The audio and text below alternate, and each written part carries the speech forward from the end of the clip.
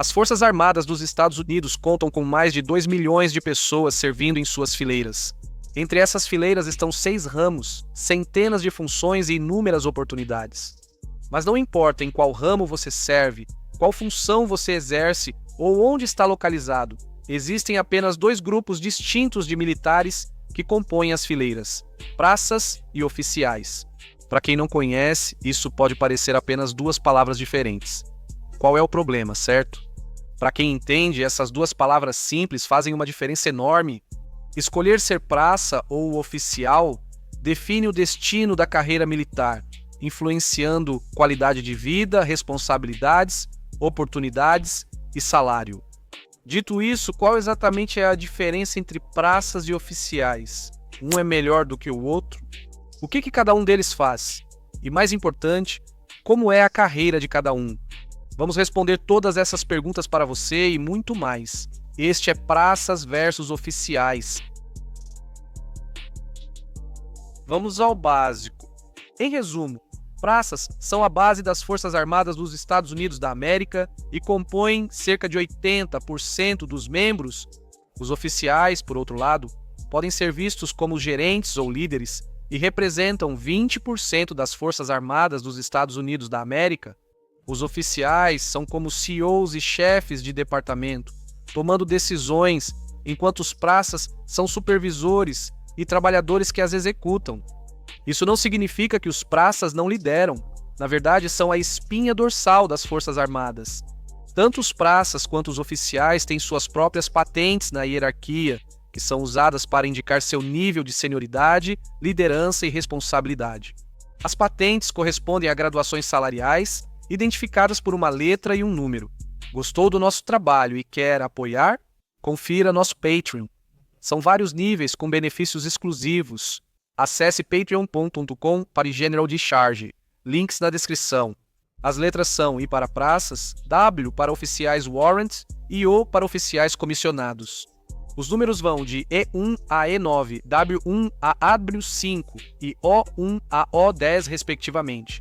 Quanto maior o número, mais alta a patente, mas aí começa a complicar. Oficiais têm uma patente superior a todos os praças, não importa quanto tempo eles tenham servido. Um E9 com mais de 30 anos de serviço terá patente inferior a um OI1 de 22 anos recém-formado. Pode surpreender, mas é assim que o exército funciona, não se engane. Esse oficial novato não vai dar ordens ao E9, pois o E9 responde a alguém superior. Falaremos mais sobre isso depois. Como parte dos costumes e cortesia das Forças Armadas dos Estados Unidos da América, todo o pessoal, seja praça ou oficial, presta continência aos oficiais superiores e os chama de senhor ou senhora.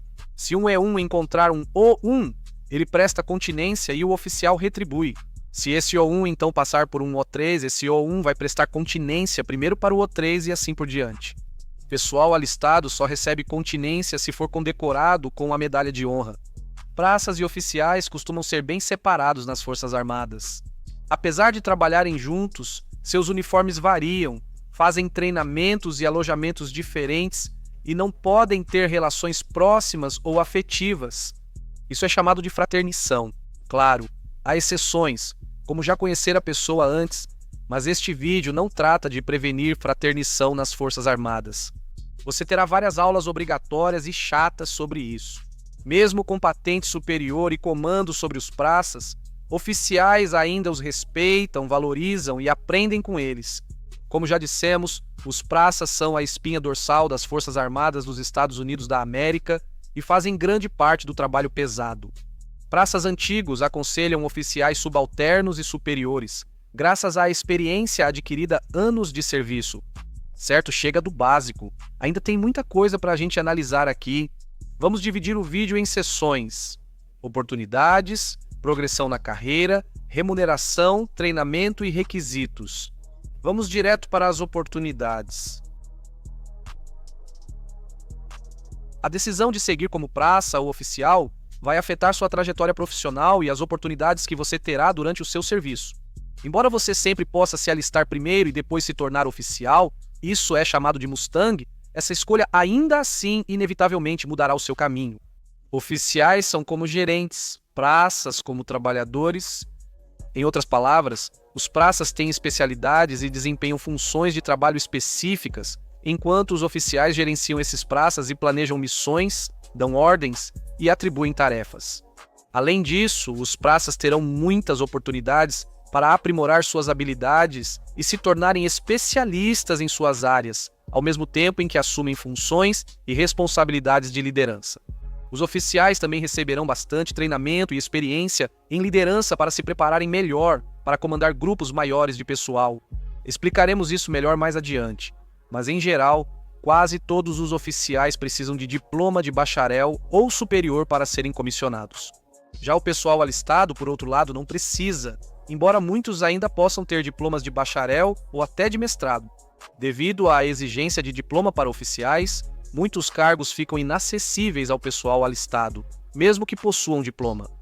Por exemplo, pilotos das Forças Armadas dos Estados Unidos da América, exceto oficiais intermediários do Exército, precisam ser oficiais comissionados.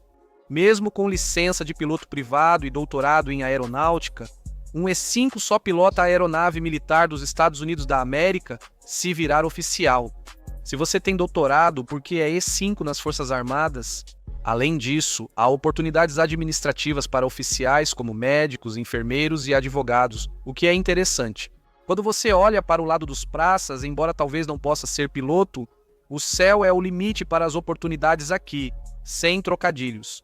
Você pode se tornar oficial se houver um cargo desejado e, se imaginar uma área, provavelmente há algo para você. Os 6 ramos das Forças Armadas dos Estados Unidos da América oferecem muitas oportunidades diferentes e áreas de trabalho para todos os tipos de pessoas, de cozinheiros à inteligência, operações especiais e especialistas em idiomas. Poderíamos seguir falando. Resumindo, as oportunidades para praças e oficiais variam conforme a área escolhida. Com as oportunidades cobertas, vamos passar para o desenvolvimento de carreira. O desenvolvimento de carreira pode ser considerado uma oportunidade, mas achamos importante discutir esse tema separadamente. O desenvolvimento de carreira de praças e oficiais é semelhante, mas a execução difere. Vou explicar. Supondo que você seja promovido, quanto mais tempo você estiver nas Forças Armadas dos Estados Unidos da América, mais responsabilidades você terá. Seja um I-6 comandando um pelotão ou um O-5 capitaneando um navio de guerra, você gradualmente assume mais supervisão e trabalho administrativo. Para o pessoal alistado, a primeira experiência real de liderança ocorre ao se tornar sargento ou suboficial. Conforme a força, isso ocorre no E4 ou E5. Enquanto você ainda mantém suas tarefas práticas do dia a dia, começará também a assumir responsabilidade por aqueles que estão sob seu comando. Ao subir de patente, torna-se suboficial sênior, com menos trabalho prático e mais tarefas administrativas. Oficiais geralmente já começam direto em cargos de supervisão, embora em uma escala menor se comparado aos postos mais altos de oficiais. Com o avanço das patentes, eles ganham mais responsabilidades, podendo até comandar regiões continentais. Isso não impede que alistados também atinjam esses patamares. Oficiais podem comandar um ramo das Forças Armadas, enquanto praças antigos acompanham oficiais em todos os níveis de comando. Por exemplo, você pode ver isso com o oficial de mais alta patente das Forças Armadas dos Estados Unidos da América, o presidente do Estado-Maior Conjunto. Ao lado dele está o praça mais graduado das Forças Armadas dos Estados Unidos da América, assessor sênior do presidente do Estado-Maior Conjunto. Não importa o quão alto você chegue, sempre haverá um praça representando os militares praças. Dito tudo isso, o principal ponto que você deve tirar desta sessão é que, embora tanto os praças quanto os oficiais tendam a ser menos práticos com o passar do tempo, isso geralmente acontece muito mais cedo para os oficiais. Para ilustrar, vamos citar os Navy SEALs. Ao se alistar como CIA, Air and Land é possível atuar em várias missões mesmo subindo de patente. Mas para os oficiais, depois de 1 ou 2 missões, e quando chegam ao posto de O3, talvez O4, eles deixam de ser operacionais e passam a assumir funções mais administrativas. Nos SEALs, infantaria ou inteligência, é essencial entender os papéis de praças e oficiais para saber como progredir na carreira. Com o progresso na carreira explicado, vamos passar para a remuneração. Esta parte é rápida e direta. Oficiais recebem mais que praças. Um E3 da ativa, recém-saído do treinamento básico em 2023, recebe R$ 2.259,99 por mês, enquanto um recém-formado ganha R$ 3.637,26 mensais. Além disso, os oficiais têm direito ao Basic Allowance for Housing, ou auxílio moradia básico, logo de cara. O Basic Allowance for Housing é um auxílio mensal ajustado ao custo de vida do seu código de endereçamento postal para morar fora da base. O pessoal alistado só recebe o Basic Allowance for Housing ao atingir a patente de E4 a I6, conforme a força, ou ao se casar. O pagamento militar envolve mais do que salário base e Basic Allowance for Housing tema para outro vídeo. Para mostrar como o pagamento pode variar mais tarde na sua carreira, vamos pegar um E7 da ativa com 20 anos e um O5 da ativa com 20 anos, ambos lotados em Nowhere, Kentucky. Ambos também têm dependentes. Segundo as tabelas de 2023, o I7 ganha dólares americanos, 5.473,30 de salário base e 1.668 dólares de Basic Allowance for Housing mensais, enquanto o O5 recebe 10.544,62 dólares de salário base e 2.145 dólares de Basic Allowance for Housing.